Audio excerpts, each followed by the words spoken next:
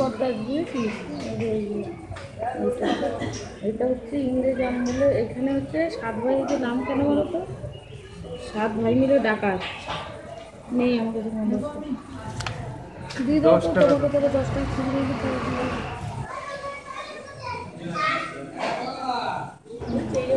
জঙ্গল আমি কি দেখেছি